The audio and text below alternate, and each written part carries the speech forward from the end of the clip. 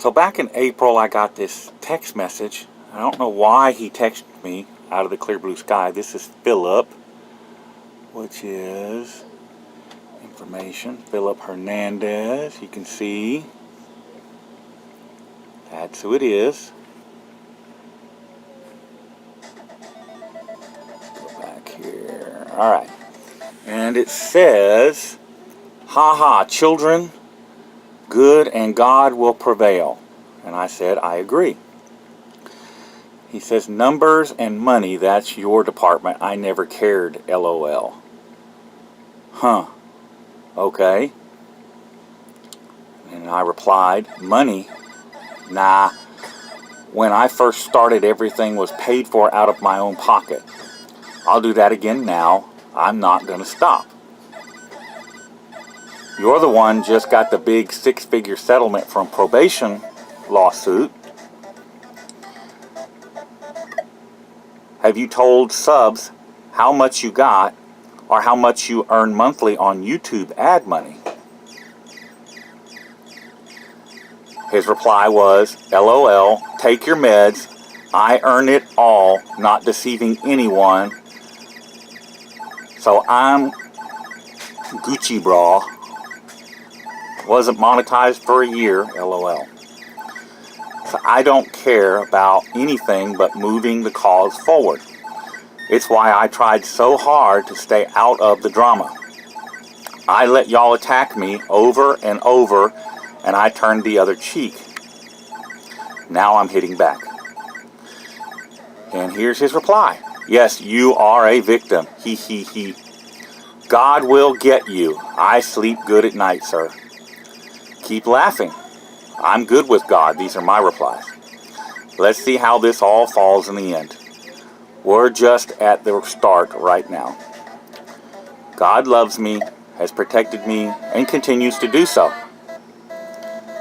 And in his reply, "I'm not worried. I record and post and will keep doing what I've always done." And then I replied, "You guys wanted transparency. I'm going to give it to you. I don't wish ill," it came out wrong, but I don't wish ill on you or anyone else, but penance is owed. Yes, you are the moral compass." My reply, "Perhaps, perhaps not. But it's not about that. It's supposed to be about holding the government accountable, not witch hunts amongst ourselves. Our attacks are attacking other activists." I went on to say, "These are the exact same methods the government used in the 1960s against civil rights activists. They've just been updated for the digital age." I said, "Whose side are you on? Whose side is Felipe on? This whole mess could have been avoided. I didn't want this fight. I tried to avoid it. Now it's forced upon me. When Ida said you raped her and beat her, did I spread that all over? Or did I alert you about what was being said?" And that's when he goes silent. Notice he doesn't address that comment. He went silent then. Now, many of you probably haven't heard these allegations before. That's because the California crew covered it up when she made these allegations. If you made any reference to it on their channels or asked any questions about it, you were deleted, your comments were deleted and blocked. And Ida has since been pretty much pushed out of the community out there. Now, Felipe Hemming and Krista Hemming say that you should always believe the victims. Yet, they're covering this up. Why is that? That's coming in the next video. Alright, the camera's rolling. So, if you could just give me a little background on what you do or what you did and who you are. You don't necessarily have to give me your last name, but just a first name so that people have a person, they know it's a real person. Oh yeah, absolutely. My name is Tony. I just moved to Texas from San Diego, California. And while I lived there for the last 4 years, up until August of last year, I worked with Allied Universal Security Services. And the last year that I was there, I was employed at the General Atomics facility as the third shift supervisor. So I come in early. Usually my shift was from 9:30 to 5:30 p.m. to a.m., but a lot of times I was over until, 4 hours over or 4 hours early. So I got to see both sides of all three shifts. Okay. And so while you were out there, did you ever encounter any of the First Amendment auditor types? Oh, several times. A couple different ones. The main ones that we dealt with were the High Desert Community Watch and, I can't remember the other guy's his YouTube channel, but I was the actual kind of like the resident expert on the First Amendment auditors, because what you guys do is a necessity, but some of the guys take it too far and take it over. Let's just say that. Well, so did you have problems? You didn't have an issue with people being on the sidewalk and exercising their First Amendment rights. Did you have problems with them taking things too far? Invading your space, things like that. Usually what happened was, what I've seen professionally and both personally is I see two types of auditors. There are the ones who come out, they're there to do a job, which is to test the responses from law enforcement, from government employees, from government contractors, and see what their response is to people who are doing constitutionally protected acts. The post that I worked at General Atomics is a government contractor that deals with classified information. It's all inside of buildings, it's secured, and it's a fenced-in gated area. There's guards at every gate. You can't get in without going through the security process, okay? The ones that are good, and I'm a little bit biased because you're actually who I learned most of my stuff through watching your videos, David, was, there's guys like you, Patrick Roth, News Now Dallas, the Vitusi. You guys are the ones that you go there, you stay on the sidewalk, you don't engage any of the officers unless they engage you. You're courteous to them. You give them every opportunity to do the right thing. Then you've got guys like High Desert Community. Johnny 5-0 is another one that I've seen do stuff like this. You go on the property. What I witnessed, both physically and on video, because I was a supervisor, I had all the video feeds, was they would go, step onto the property, engage the security officers, try to get a rise out of them. And we started noticing a trend that as soon as the guards started responding, saying, hey, you're on private property, you can't be filming, et cetera, that's when the video cameras would start rolling. And as soon as the video cameras would start rolling, oh, you can't accost me, I'm doing a First Amendment protected activity. You never see on these videos, David, the stuff that leads up with these California guys to the reactions that they're getting. Now, I cannot say 100%, David, that I've seen every single one of your videos, but I'd say it's a good 95 to 98%.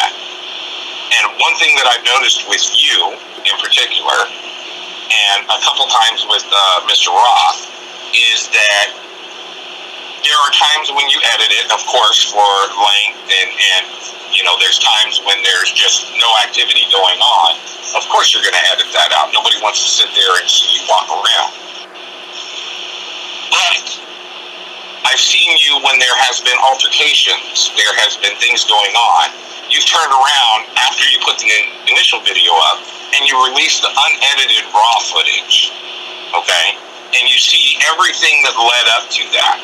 What I noticed with the California guys, there's none of that. There's no raw, unedited footage. All you're seeing is the reactions of the guards, and it looks like my guards, and in this case it was my guards, are making fools of themselves and going against a constitutionally protected right. I know 95 to 97% of all the guards that I worked with there. Know them on first name basis. I was a supervisor, so there wasn't a lot of fraternizing, but a lot of them are vets. They signed their name on the line on that blank check to give everybody, yourself included, even though I know you're a vet, the right to do these constitutionally protected activities. I know these guys don't go out of their way to stop somebody from doing what is legal for them to do. Now, on our side of it, I know you know, David, we have a job to do. Sure. Okay? Sure. And we're there to protect the company and protect the company's assets. But our job, as well as our policy, doesn't trump anybody's rights. As long as you're on the sidewalk, my guards were told, never engage them. Don't even look at them. The favorite line of all First Amendment auditors is, we're getting a cab back. The only time you got cab back from my guys is when there wasn't confrontation. I told all of them, videotape. We did not have body cameras. When I left, we did not have body cameras. So if a guy had his personal cell phone and there was an interaction, by all means, tape it. Not just for his safety and for your safety, but the camera don't lie. It's unbiased. It's going to tell the truth. Exactly. Okay? And my guys knew that. So what you see of the California ones, now, one of the supervisors, I watched another video again today. I don't remember who was the auditor, but one of the supervisors came out and talked to him. He was one of the bigger bosses of Allied supervisors, okay? He came out and said, look, you guys are making people uncomfortable. We're not telling you you can't do it. We're asking you. You guys are making people uncomfortable. This is a private facility, and you're standing out here. As long as you're not on the property, we can't stop you. And we have called the police to let them know that you're here. I know personally from experience dealing with Sheriff's Department out in Poway area, California, that these guys are professional. They know their job. They know the law. They won't hem anybody up for any reason that they don't deserve. Okay, now, of course, David, you and I both know that no matter where you go, there's always going to be bad apples. It's in every job anywhere. Sure. But for the most part, the dealings that I had with the San Diego Sheriff's Department, the Poway subdivision and stuff, they were all professional. They were excellent. They were there within 2 minutes of any call. They never took anybody to jail unless they were like seriously trespassing or a threat. There were some incidents where I see people get hemmed up, and I had to write the reports. But they never, trod on anybody's rights. I guess that's the word I want to use. Well, the last option a police officer should use is arrest. If you can just resolve the situation and send everybody on their way, hey, everybody goes away happy, and that officer probably just made a new friend, or at least somebody that's not anti-police. Okay, but when they misuse their authority and just go straight to arrest because they can, that creates issues. That creates the police haters. Oh, absolutely. I 100% agree with you. And not just police haters, anybody in a uniform. Sure. It doesn't, I've learned that it doesn't just focus on law enforcement only. As a security officer in the state of California, and I'm going to be one here in Texas more than likely, our uniforms are very similar to a lot of police departments around. And they see a uniform, and they automatically associate us with law enforcement, number one. And then number two, they give the disrespect of, you're a rent-a-cop. You're not even real law enforcement. You're just a private citizen in a costume. Okay, you're right. I am a private citizen. I am doing a job for a living. I'll give you that much. But I'm an armed officer, and I know I'm pretty sure you know, David, because I know you've been to California many times. It is a very, very, very, very liberal state, and it's dang near impossible for people to get firearm permits, et cetera, et cetera.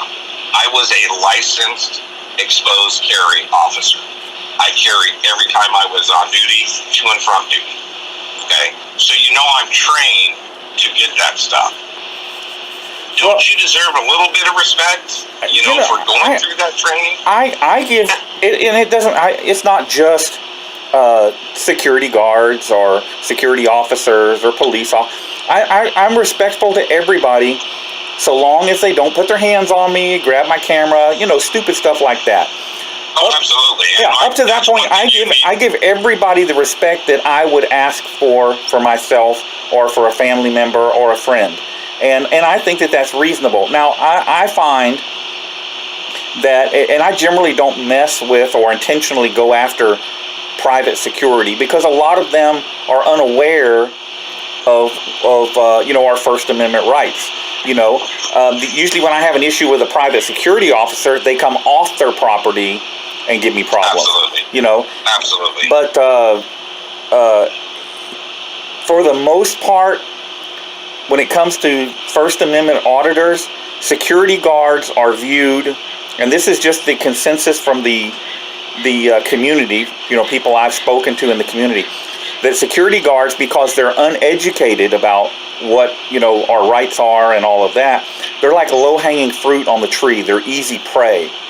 And absolutely. Yeah, and so you can get some good videos by picking on private security guards. And so I don't do that. I have had run-ins with private security guards, don't get me wrong, but it's not because I went to them, they came to me. Absolutely, and I've seen them, and I've watched videos of pretty much all of the First Amendment auditors, and I'll be the first one, having almost been Leo and doing private security for a living. I'm sitting there watching these videos, and the first comment, probably 99% of the time, out of my mouth is, "No, what are you doing? Stop! You're gonna make now you're a YouTube star." And it's like, dude, no, you're making our whole company. And let me make clear, when I'm employed by Allied Universal, and I'm using them as the example, I am loyal to the company. As a person should be. I'm there doing company business, and I'm representing the company, et cetera, et cetera. So as I'm watching this, and my guys, and they're not necessarily under me, but they're part of my crew, I'm looking at this and I'm going, why are you making all of us look bad? Why are you making me look bad? You wonder why people have the attitudes and the disdain for security. Your job is to protect and observe and report. Okay, that is your job. And it's a certain property that you're hired to protect. Nowhere in your orders, post orders, verbal orders, or anything, are you ever told to go off property unless there is imminent danger to somebody's life. Now, example of that, David, I'm here guarding a hotel. And out on the street, I see a guy coming up behind you, and he's got a gun, and you don't see him coming. I'm going to step off the property. I'm going to draw down. I'm going to, identify myself and give them an opportunity. Now, if they turn towards me and point that weapon, I got to do what I got to do. Okay? However, I'm not going out if you're just standing out there, David, videotaping cars that are going by, or videotaping because there's a police conference in this hotel and you're videotaping the cops while they're at this conference or whatever. I'm not going off the property to say something to you. I have no business to do that. And every single one of my guys has been trained or had been trained, and now they've had some new hires. I still am in contact with a lot of the guys down there. But all the guys while I was there were trained, do not leave the property. Do not engage them. If you're not being filmed and you happen to be on the edge of a property and they happen to be right there and they say, "Hey man, how's it going?" Obviously you can engage, "Hey, it's going pretty good. How are you today?" If you're curious about what they do, ask them. The guys that I've spoken to, with the exception of California guys, you yourself, are pretty approachable as long as you're approached in the right way. But that's anybody. You know, I mean, being realistic, I had an experience since I've moved to Texas, and it was a First Amendment type experience. I looked up your Facebook page and found a number and called you. And once you realized what I was talking about and everything, you were really approachable and actually a nice guy. And I've seen the bad side of you on the videos for idiots, FBI down in El Paso. San Antonio or El Paso. Yes, I watched that video. That's one of my favorites of what not to do. I know a lot of law enforcement friends in California, along with some of the other ones, and you're considered one of the polite ones. You're considered one of the professional ones. My guys that I know, my Leos, and I won't mention names, but the Leos that I know have often said, I wish this guy would come and do an audit with us.